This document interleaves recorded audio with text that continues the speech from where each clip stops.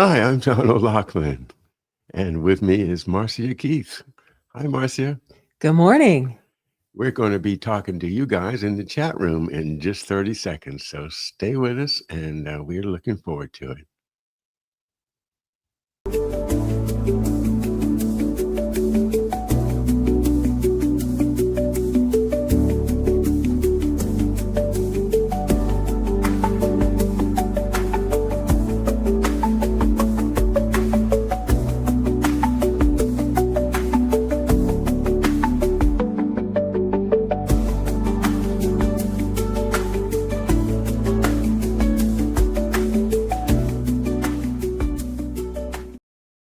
All right, and we are back. Hi, Marcia.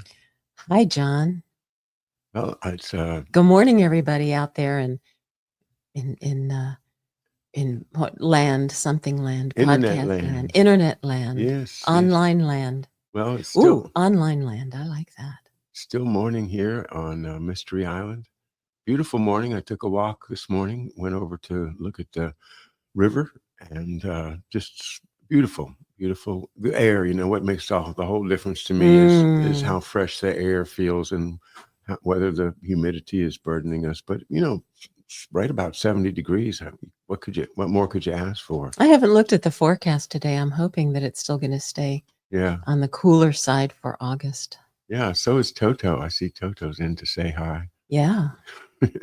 Toto likes the cooler weather because it means going out for exploring the neighborhood. Go exploring. Yes. Well, what's been going on this week, guys, that's been in the news or just on your mind? Feel free to share it in the chat. Indeed. And, what I was thinking of just before the show is we have the hashtag undo the coup, which I'm publicizing as much as I can, but it's not easy for people to break away from the current news cycle and say, wait a minute, we need to go back to 1963. Isn't that ancient history? And I would just say the reason that I'm doing it is because it's not ancient history. It does need to get done. All of the horrible things, I've got one right here on queued up. I want to just show this one. Let's see. Present.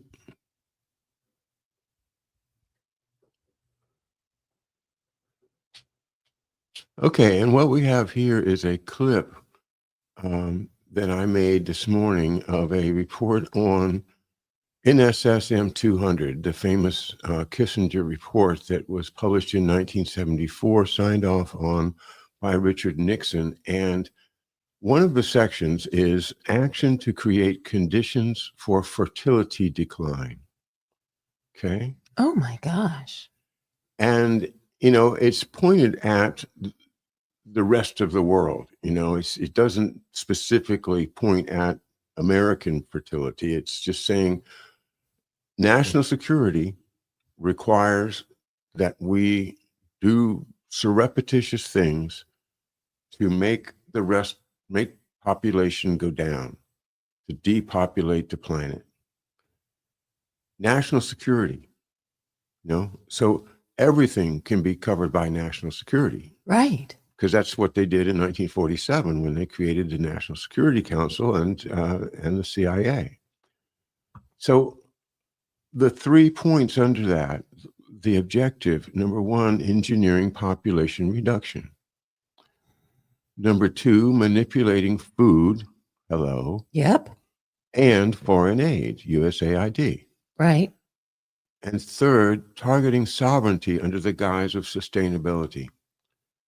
Doesn't that put an awful lot of things into a nutshell right there when you consider the sustainable development goals of the UN, the World Economic Forum, Klaus Schwab, and you will own nothing and be happy? Propaganda that's just being forced at us. And a lot of it really is the fear that enough people at some point are going to see through the fraud that's being practiced upon us. I think that they want to minimize the population because they're afraid of us. And somehow we've given them the power to do it through our food, to do it through our medicine, our public health messages themselves for years, and, surreptitious things, and things that are going into vaccines that shouldn't be there. And things that are going into our food that shouldn't be there. And the objective is to reduce the population and impair our fertility.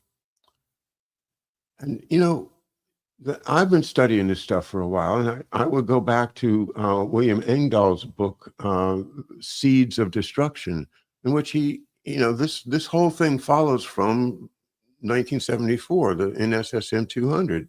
And the next thing you know, you've got Cargill and all the big grain companies, big ag, bringing in, scientists to create terminator seeds that when they grow, they don't produce seeds for the next generation. And right. this whole terminator seed thing is also reflected in our human policy, that they're going to allow things to get into our health care or our food.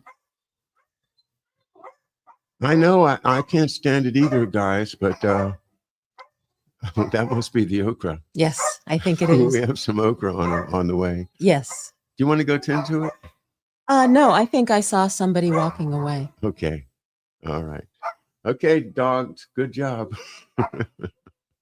They'll get over it in a second. But I think I was at the point, as number 3 is targeting sovereignty under the guise of sustainability, and so that the whole world then falls under the same rules. The UN will be more powerful if it's the UN, whoever it is going to override anything our Congress might want to do. And that is exactly what's happening with the World Health Organization's new regulations that some people are bringing to our attention, but the media is not picking it up. It's being allowed to happen, behind the curtain, and that the next pandemic that happens, our healthcare in the United States of America will be dictated by the World Health Organization and not by our Surgeon General or our state health authorities or our personal doctors. It's going to be a technocratic decision-making process that we will not be able to escape from. You know what this does for me? This puts into order for me something that you and I were talking about, how there are all of these different agendas going on. There's the health agenda as it relates to vaccines, and there's the health agenda as it relates to food, and there is the health agenda as it relates to, quote, sustainability and climate change, and the health of not just the health of the people, but the health of the planet. And it helps me to see that these are not separate issues. These are all bullet points under one big issue: reduce the population, reduce fertility. And there are a lot of different activities that are going on that were implemented decades ago after the coup, and that have been maintained ever since then in this effort to reduce fertility, to reduce the population, because that reduces the strain on their resources. And that's the whole theme of NSSM 200, is that, hey, the United States is going to have a whole lot of resources from other countries that from the LDCs, the less developed countries. Oh my God. We're going to have to get those resources or for our economy. It's going to be a national security requirement that we have those resources. So we have to make sure that those populations that are sitting on top of those lithium deposits and the uranium and the gold and everything else that we need are not independent sovereign states with a military and a productive economy. We've got to keep them down. We've got to keep their populations low and sick. And we've got to make And sure unproductive. and unproductive. Right. And that is complete opposite of what President Kennedy promised in his inaugural address. Wow. Well, Corky says the most important word in this salad, I like that choice of word, salad, is sovereignty. Yeah, Yeah, absolutely.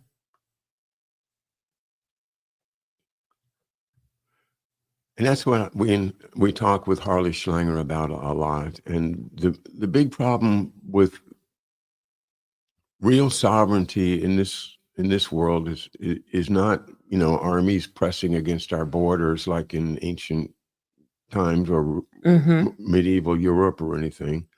It's the manipulation of the economy on a worldwide basis by people who already are rich.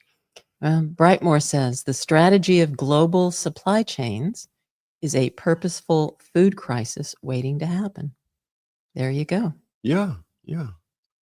And I mean, this afternoon we're going to go out and dig up our potatoes.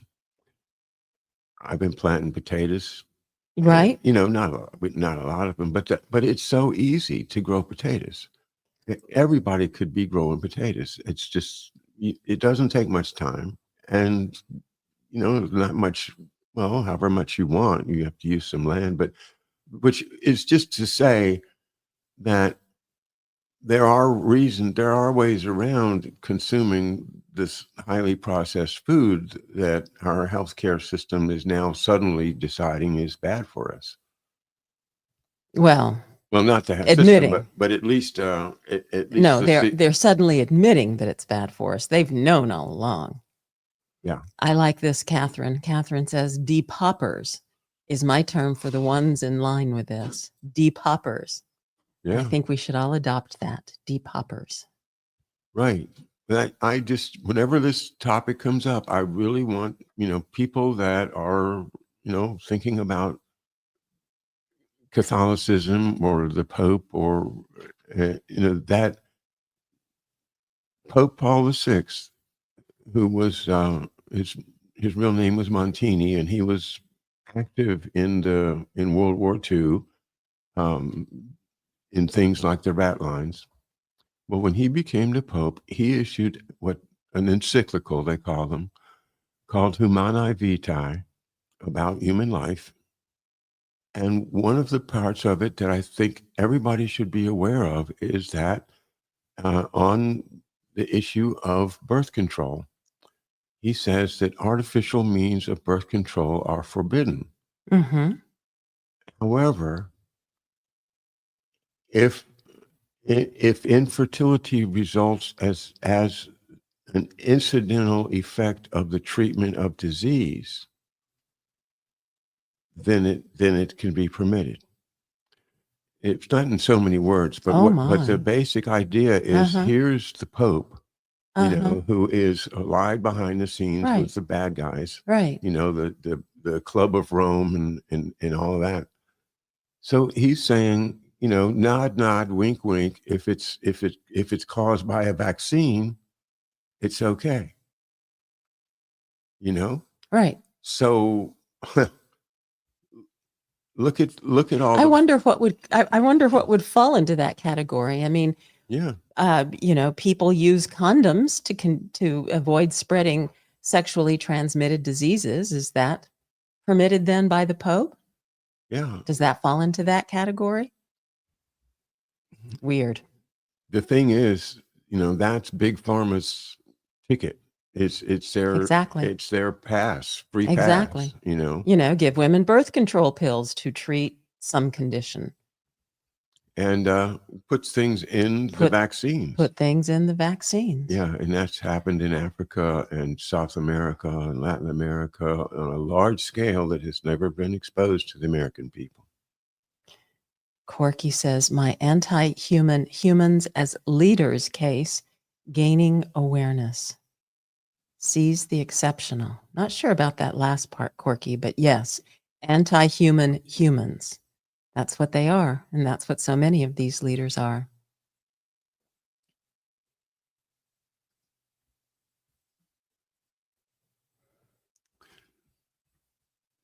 Supposedly, drought and wildfires affected the amount of feed for livestock, thereby limiting the number of animals that could be grown.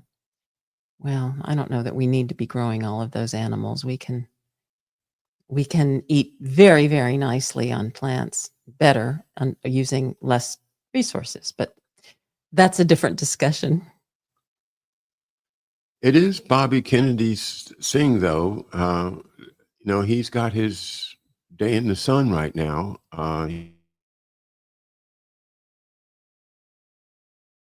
RNA jab choir, Right. except for it's a very thin promise. And, folks, of course, our friend Adam Finnegan is highly skeptical Of that course. this means anything. Yeah. I have tried to give Bobby the benefit of the doubt, especially when he came out and said that genes do not cause disease. Other things, environmental things, cause disease. Now, by environmental, he means things that are in the environment, which could be a needle full of vaccine or Mhm. it's not necessarily mean it's caused by the trees or the Right. or the Yeah, I mean, the he should have said chemtrails. lifestyle or, But lifestyle and environmental and so the external forces. it's external forces, and that's the way that medicine should be looked at, is to say, what are the external forces that are at work here, and stop trying to find the culprit in somebody's genetic makeup. Well, one of the things that we learned when on our health wellness retreats in the Dominican Republic is, and I love this analogy, your genes are your hardware. And then all of these environmental external factors, lifestyle factors, that's the software. And so you can have genes that are turned off, and the food you eat, the medicine you take, the stuff you put into your body, that's going to turn things off and on. Disease is caused, and I keep seeing that in all of the reading that I do about food and wellness, and that is genes account for 10-20% of illness at most, and the rest is environmental factors that turn genes off and on. Yeah, that subject is my subject. It's P53. Exactly. And, did something in the polio jab, or not jab, the sugar cube, contains something that shuts off my P53 tumor suppressing gene. And, that's the science that I need to know more about. Right. But it being very personal, I don't look at it all the time. I just you know what? I'm giving that stuff a rest. I've been kind of giving it a rest for a couple of months now, and really relaxing about my health. And, that's good. Well, relaxing in that you're not obsessing about it, Right. but you're still doing all the right things and making the conscious effort to do all the right things. Absolutely. I mean, I think, the last time when it came back in this past April, it may well have been that I didn't take as many supplements or, did as much. Yeah, you've said that. Light therapy or whatever it is that I've committed to do. So what I just actually tripled my efforts to do all of the medication that I say I'm going to do, and do my exercise. And I'm not perfect at it, but I'm going to give myself a 9 out of 10 so far. And you can't be perfect. Yeah, You just gotta be kind with yourself. Give yourself room to be you. So let's see what everybody else has on their mind. Brightmore brings up the topic of Trump threatening to have the feds police DC in light of rising violence and crime in the city. Now, have you seen this? I have indeed. Oh yeah, this is Okay. a major topic in the media that I follow. Washington Post would be all over it then. Absolutely. Yeah. And, according to the Washington Post, the crime isn't rising currently. Mm-hmm. The crime has risen over the last few decades, Mm-hmm. but it's actually not been so bad lately. But it does happen. I mean, there's a lot of crime in DC. It's not in the process of rising, but it doesn't mean it's not there because it was already high. So yeah, Trump is going to looking at ways that he might be able to take over policing DC, and is currently deploying the park police in the parts of DC that they oversee. For instance, and I didn't know this, I just recently learned that Logan Circle and what's the other, DuPont Circle, are considered national parks. So the park police can go into Logan Circle or DuPont Circle and make arrests, which they do, and recently have been cracking down on people smoking dope or, whatever else, loitering, I don't know. But they've been sending the park police in to make arrests there in these places that aren't just the National Mall. They're going to the other national parks around the city. So yeah, Trump is very, very focused on making DC safe again. You see the politics behind it, right? Well, yeah, but tell me your take. Well, it's just the District of Columbia being a 90% Democratic voting entity run by some of the most anti-Trump TDS people in the whole world, with Muriel Bowser and basically the whole city was turned over to the Democratic Party, and with Black Lives Matter and painting the street. It was like the whole city was set up. And actually, that was very convenient to J6 because they had physical control. The Democratic, coup plotters. Nancy Pelosi has the Congress building itself, and they've got DC metropolitan police that answer to the mayor, to Muriel Bowser. Yeah. So this was a huge embarrassment to President Trump in 2016, and a huge problem for any attempt to change the political status in DC. It's so completely owned by the DNC folks that it is a huge political problem for Trump. And so, he's really pumping up the crime stuff after that Doge guy got beat up trying to save somebody, an anecdote or a real story that just gets blown up in order to support what Trump's agenda. And then more and more stories are coming out. I saw one today which had to list all the violent capital cities in the world, and DC is the number one. It's worse than Lagos, Nigeria. It's worse than Colombia. It's worse than all the cities that you might think are worse. No, it's worse. It's the worst one, at least according to that statistics. But we all know about statistics. Exactly. Well, Brightmore asks, what will become of the Operation Crossfire Hurricane crew now that Comey Brennan et al.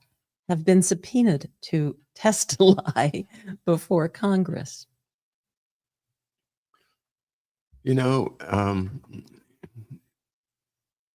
I wish that I felt that they were going to get exposed and punished, but I just don't. I think that the level at which they cover for each other is just too deep. If they really punished the the Crossfire Hurricane, Peter Strzok, Miller, the ones that orchestrated these things, and including in that the PP dossier and all that horrible stuff. I just don't think that Trump is going to put these guys away. I just don't. I think, the best thing for everybody is to just let it fizzle away, let it fade away, like he wants to do with Epstein. I mean, Yeah. you let Epstein go, we'll let Comey go. They've all got dirt, and it's really dirty dirt. They're all taking prisoners to use for currency. Yeah, hostages. Yeah, exactly. So no, I don't think anything's going to happen. The things that I think are more pertinent right now are Trump and Putin, and to see if this meeting that they're setting up can actually end in a good peace in Europe, in Ukraine, some kind of a lasting peace.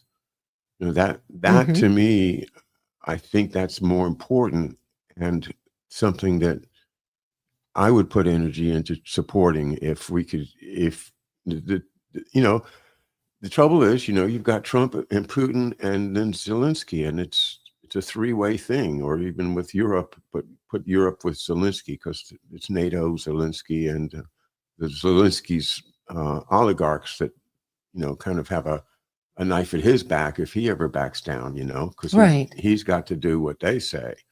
So, but Trump and Putin apparently think that they've got a workable solution that they're going to talk about in the next Well, let's day or hope two. so, because that the white paper that Harley mentioned earlier, I haven't read the whole thing. Oh, I haven't read it at all. But I started it, and I read the first section, and this effort to encourage some kind of a nuclear attack is really troubling and frightening.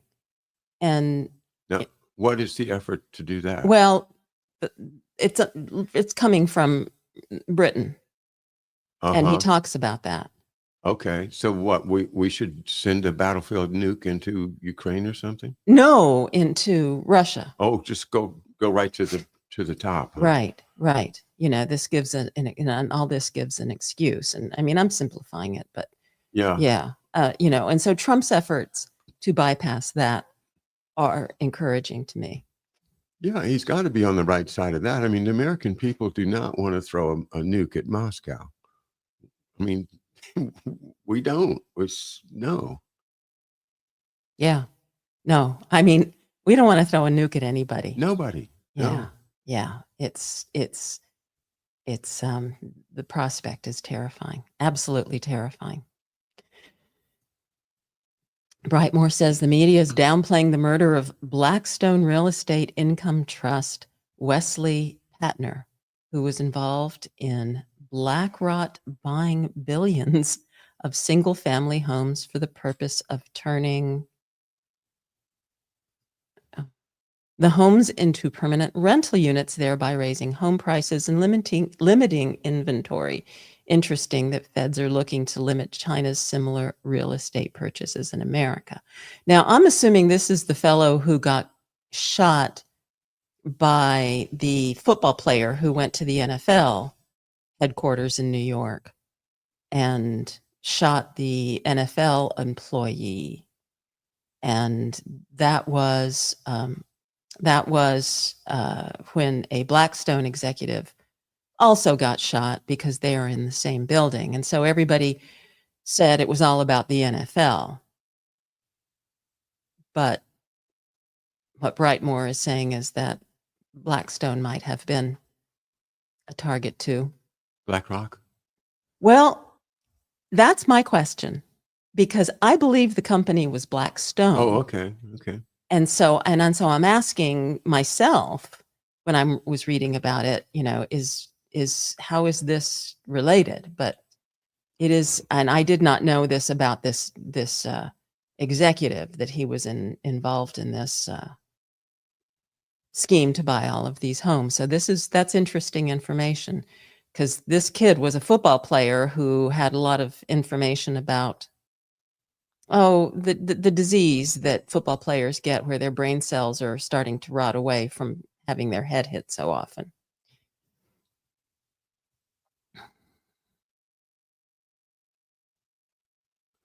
Like the champ. Oh, Ali. Yeah. Yeah. So sad. He was one of the most brilliant people on earth, I think. Uh, so quick-witted, so smart, and so well equipped to defeat any type of racist thought without getting angry, without just logically showing that doesn't work. That's wrong. Mm-hmm. And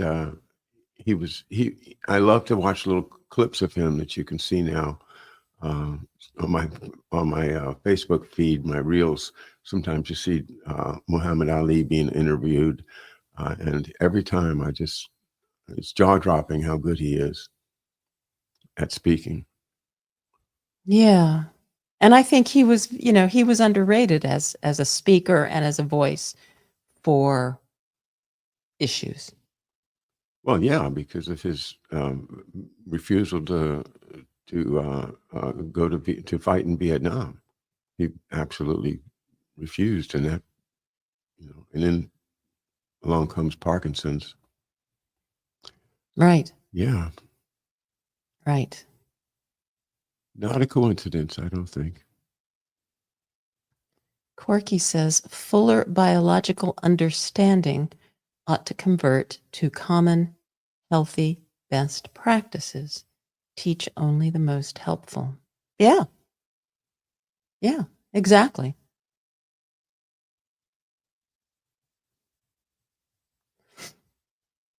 Let's see. There was a mention of Adam Schiff under investigation for real estate fraud.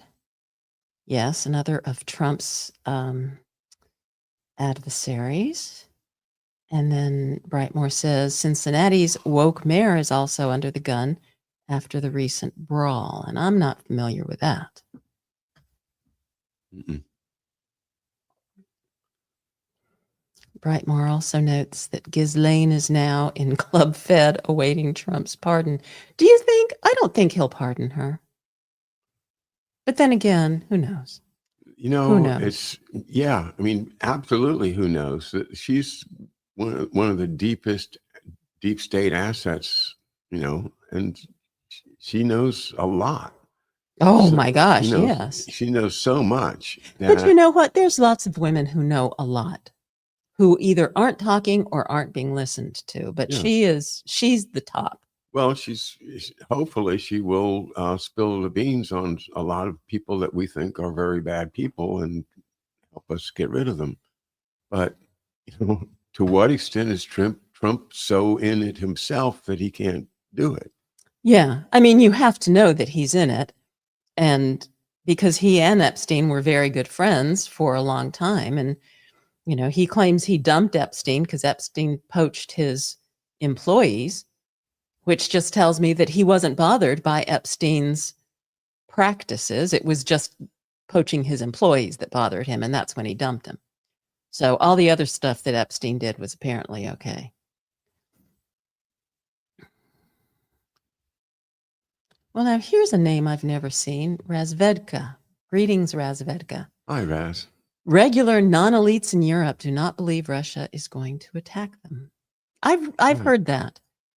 Yeah, I just saw a report from Italy, and who was it? It was anyway. It was a commentator, an American commentator that lives in Italy, and he was saying, the Italian people don't want all of this, all of this war stuff. They don't.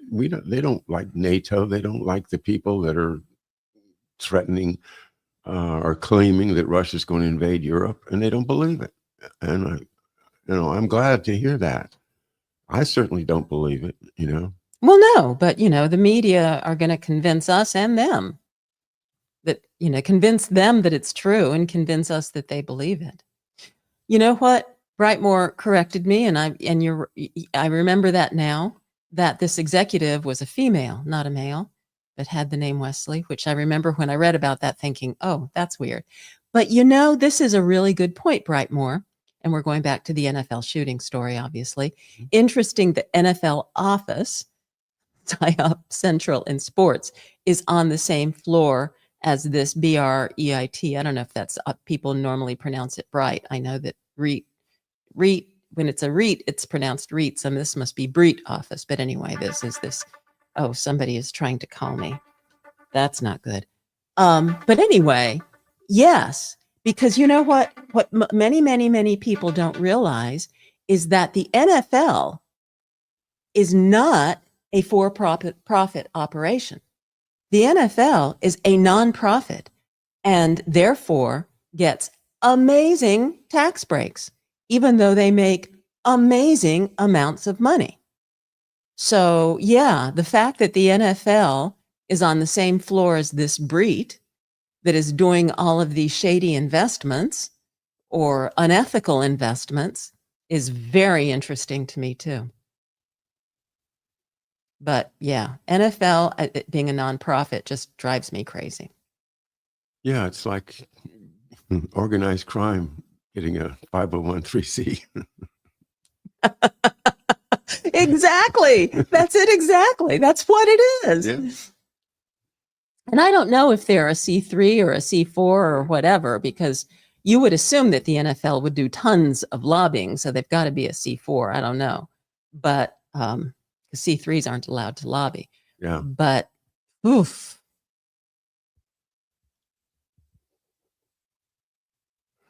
Oh, this is interesting. Razvedka says, my friend just returned from Bingen to sell his mother's house, and he was amazed that hardly anyone wanted war with Russia. I mean, Germans. Right. So I'm assuming Bingen is in Germany. But that crazy chancellor, what do you call it? Reichschancellor, the federal chancellor. The big cheese. Yeah, Merz. It's all he's talking about. We have to rebuild our armaments. We have to make a bigger army. We've got to be ready, for the horrible invasion by the Slavs. He doesn't say Slavs, but, that's the history of this. Right. Yeah. Yeah. Razvedka also emphasizes no way the NFL should be somehow tax nonprofit. I know. And most people don't even realize that. Most people don't know that, and they think the NFL is just this one big corporation. But another one of those, and at least it's not nonprofit, is NASCAR. NASCAR is not an association. NASCAR is a privately owned business that is owned by one family. The French, is it French or France? I think it's called they're the France family that owns and controls all of NASCAR. The teams themselves, they have no voices in any of that sport. But oops, there we go. Sorry.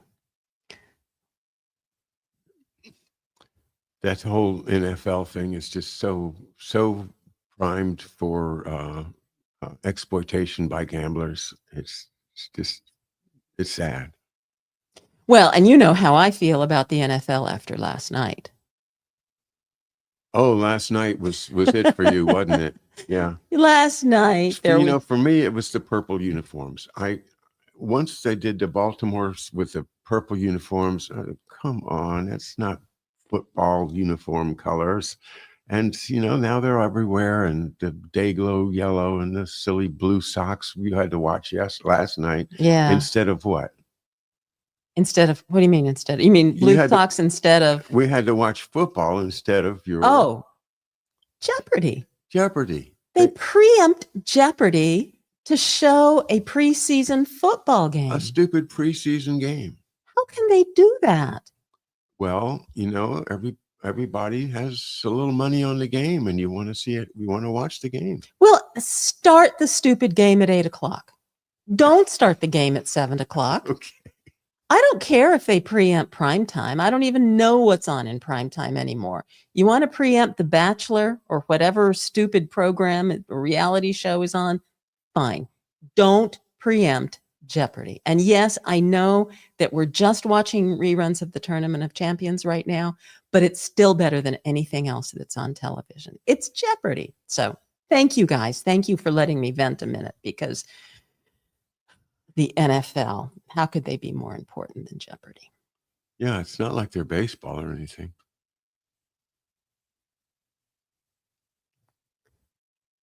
No, you couldn't preempt Jeopardy, baseball, with baseball either. Well, But baseball knows better than to do that. what about the All-Star game? I bet you could do it for the All-Star game. Well, I've never seen it happen. Let's just put it that way. Good. Yeah, football has a special place, and how they do it, I'm not quite sure. Yeah. Yeah. Well, there are certain organizations that are very good at promoting themselves and positioning themselves as something a little different than what they are, or something meaningful. I had a conversation recently with and again, that same conversation when I mentioned to somebody that you and I consume no oil. And the comeback to that one that we get over and over again is, even olive oil? Yeah. The olive oil industry did an amazing job of taking credit for the Mediterranean diet. A few years ago, everybody decided the Mediterranean diet was the healthiest diet on the planet, and that people who eat a Mediterranean diet live longer, which there is some truth to that. But olive oil decided that they're going to take credit for it. And so they immediately started producing all of this literature that says the reason people on the Mediterranean diet are healthier and live longer is because they consume olive oil. And everybody decided that olive oil was a health food. And it's not. Olive oil is less bad than some other oils that a person might eat, but it's not a health food. And no olive oil at all is healthier than olive oil. But yet olive oil has done a wonderful, wonderful job of promoting themselves, just like the NFL. And just like the NFL, it is often polluted with impure substances. Like, it says olive oil on the label, but what do you know? Half of it isn't some other oil, or, and that's been good going on a point. long, long time. So, Yes. I see organized crime in the NFL. I see organized crime in the olive oil business. And, those kind of things that are just lurking right below the surface of people's radars, it's probably there, but you don't look down because you don't want to see it, because you like that olive oil and your brand is probably fine. And, you don't use a lot and it's okay.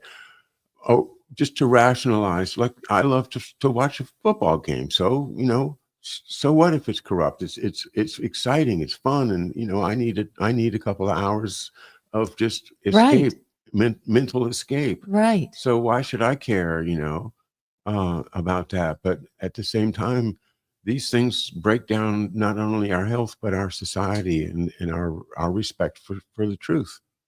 Right. And it goes back to this desire to reduce the population.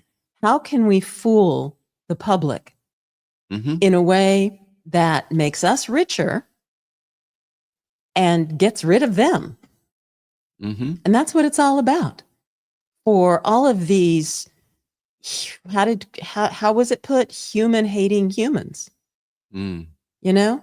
Let's just fool them into thinking this thing that makes us richer, and we don't care what it does to them. They have sold themselves on transhumanism. They have sold themselves on, it's their duty as the smart ones to see to it that humanity continues into the future. They don't have any idea of spiritual or God or anything like that. It's just that, someday some asteroid's going to hit the planet and there won't be any more humanity. So we have to plan around things like that. And what we really need to do is to figure out how to make better humans, humans that don't die at 70, but die, can last to 200 or something. And they really do want to work on that. They also want to emphasize certain genes and to obtain certain qualities, like the super soldier. We need some guys that are big and dumb and strong to take care of business for us from time to time. So we want to be able to engineer these people. And the idea that that hasn't been going on in secret places for a long time has got to stop, because I know they're doing it. Right. And this is one of the stories that I've studied this week was a study of James Files, who confessed near the end of his life to having been one of the actual shooters of President Kennedy. And if you don't believe that, watch the video. It was done, like, was it 1994 or so? So because he's been long dead, but the candor and the details and all of the things that he fills in about it, and part of it is that he was brought up into a kind of a super soldier program himself, arising out of a birth in poverty. And the idea that they're not doing it, well, they're doing it with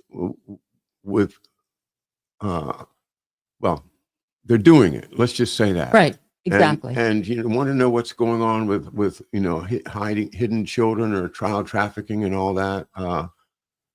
It's got to be related, and that's as far as I want to go with that disgusting topic. It's terrible. Yeah. But they think that they are God. They collectively are God, and so it's not just getting rid of the dirty masses that the eugenicists of 1890 wanted to get rid of. It's turning the ones that exist now into super brains, Creating superhumans. and that, of course, leads to the whole thing of a whole united brain, that everybody's going to be tied into this brain through a chip in them, and it's going to show you're going to be part of something that you can't get out of. I know it sounds creepy, and I might sound like a nut just saying it, but that is transhumanism, and that Yes. is the singularity that you hear them talking about. The singularity meaning everything is connected, and that means connected by hook or by crook, because you're not going to be able to escape. A two-way street into your brain. Yeah. Yeah. That reminds me of a story that my mother used to tell. Of course, it was long before we talked about connecting to people's brains. And I can't remember who the characters were in this story, and I don't even know that it's true. I've never ever looked it up. But my mother used to tell a story about a famous actress who wrote to a famous writer, I believe it was, and said that they should have a child together, because imagine, and I think this was early 20th century, imagine what a fabulous child they would have with his brains and her looks. Yeah. And the writer wrote back to her and said, "While it's an intriguing idea, I, can't follow through, because for fear that it might come out with my looks and your brains."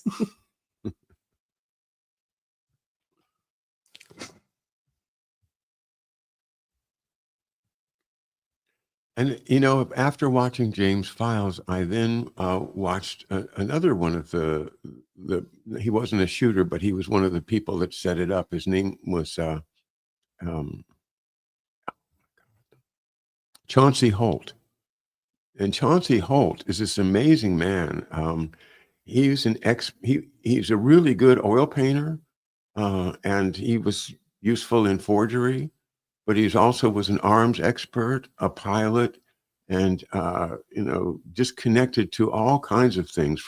He was one of those people that flew the planes in Guatemala when they took over the government from Arbenz by dropping bombs and leaflets everywhere. He was the pilot of one of those planes. He was a pilot flying arms into Cuba.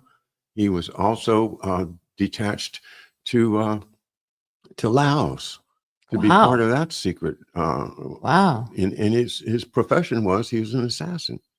You know, he was just a really good guy with a sniper rifle. And so he didn't shoot JFK, but he set up the fake Secret Service guys by giving them their badges and their lapel pins and the outfits and other things. He made lots of different ID cards for people and all. And these things were used in the assassination. And these guys that are professional assassins, are not dirty, smelly, icky criminal types that you would never want to talk to. On the contrary, they're very interesting. They're fascinating. And the candor is clear because, again, Chauncey Holt did his video 8 days before he died. Wow. So the point was, this is his dying declaration. Uh-huh. And I think it's very believable.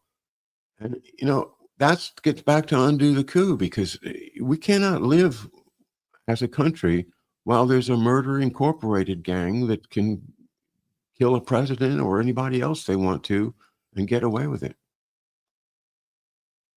We can't. Chauncey, that was also the name of the Peter Sellers character in Being There. Chauncey Gardner. Chauncey Gardner. Classic. Great book.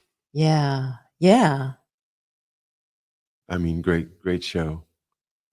Oh, I was thinking wasn't aware of a book, but I wasn't. No, it wasn't a book. Oh, okay. I made it wrong. It was a boo-boo. It was a great movie. It was a great movie. Yeah. It really was. I think, there's a handful of movies out there that I think are very timeless and, in fact, become even more timely as time goes on. And one of those is Being There. I think one could watch that today and recognize the relevance today. But another one is Network. I think that that's a movie that was always so underrated. And at the time, I wasn't bothered by it because it seemed so outrageous. But if you go back and watch Network today and you think about what's happened, not just with network TV, but on the internet, whoa, that movie was so ahead of its time. Boy, I really highly recommend. Go back and watch both those movies. I went back. I watched Network. I don't know. It's been a year or two ago. But now this conversation makes me want to go back and watch Being There. Well, I'm always happy to see Holly Hunter. I think she's wonderful to No. You're thinking broadcast news. Oh, yeah, I am. Yeah. Oh, Network with Patty Chayefsky? Yes, Patty Chayefsky's Network. Yeah. Okay. Yeah, with Peter. Yeah. I'm mad as hell, and I'm not going to take it anymore. Exactly. And Faye Dunaway and all of the crazy shows, these crazy reality shows that they concocted and doing anything for ratings. Just amazing. Amazing. Yeah. But yelling out your window, I'm mad as hell and I'm not going to take it anymore. And then having all your neighbors open their windows and join in and yelling something similar. And it's now that I have become more familiar with 1984, and you realize this is the 2 minutes of screaming that is dictated by Big Brother. That everybody has to go to the movies theater for like 2 or 3 minutes every day and just yell at the screen. And it's also that thing that you have talked about where you have this psyop that you create these efforts to do that on the surface seem like they are efforts to improve something or expose something. But all it is a way to give people that chance to vent. Yes. And feel like they're doing something when they're really not. It makes them feel like they're doing it or they think, but then it gives you the control over those people and the opportunity to shut it down. And I forget what you call that, But Well, it was Walter Lippmann's three principles of yes, how to control the opposition.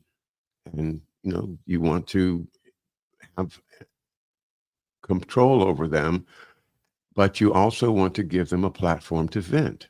right. So that's why they invent magazines like the New Republic. And, I think a number of magazines that you could name right now if you took the time that are like Mother Jones magazine, for instance. I'm Right. highly suspicious of those magazines because while they allow the lefties to vent, they never accomplish anything.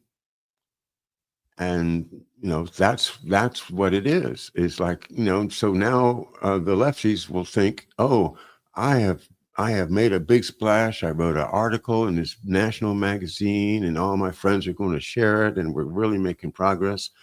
But as we talked about this last week, that it really just becomes a little leftist echo chamber, and Right. they're not spreading their message because they kind of just don't even want to talk to us anymore. Right. Corky says art can hack the future. I like that. I like that, Corky. That's exactly right. And Brightmore brings up a subject that that's heavy on my mind right now is now this announcement that Israel has approved a plan to take over Gaza. Mm-hmm. I am just so, so sad to hear this. And Razvadak says Netanyahu says he wants Gaza to govern itself, but the IDF seems intent to kill everybody. Well, what I read was that the IDF is actually not in favor of this plan because they don't feel like they have the resources to do it, and that some Arab military entity, which is a little vague to me, would eventually take over rulership of Gaza. But this whole thing that we're going to, announce that we are taking over Gaza. And the impetus for it all comes from London. It all, Right. as Harley and I were talking Indeed. earlier this week, and this the lesson of history that I have studied is, what Israel is doing and what Netanyahu is doing is driven by the policy of the power centers in London and MI6 and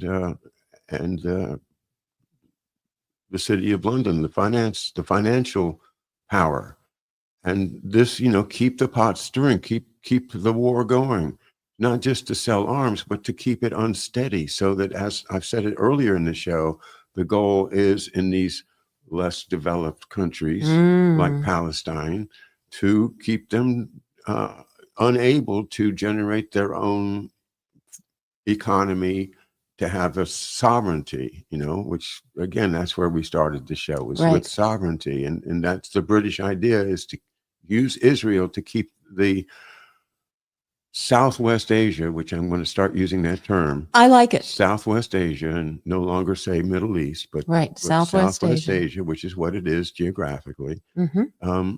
under their thumb. And that's the game that's been going on since before World War II. Right. Well, as is pointed out here by Razvedka, I think I'm saying that wrong. Only Israel is exempt from foreign lobby registry. Yeah, I think that's probably because people don't consider Israel foreign. So many of our Congress is in Congress thanks to the Israeli lobby and APAC. There's a wonderful, wonderful post from Code Pink that I saw today with all the photograph of all of the Congress people who are visiting Netanyahu during this August break and how much money that APAC has given each one of them. And they call it genocide tourism. And there you go. It's perfect.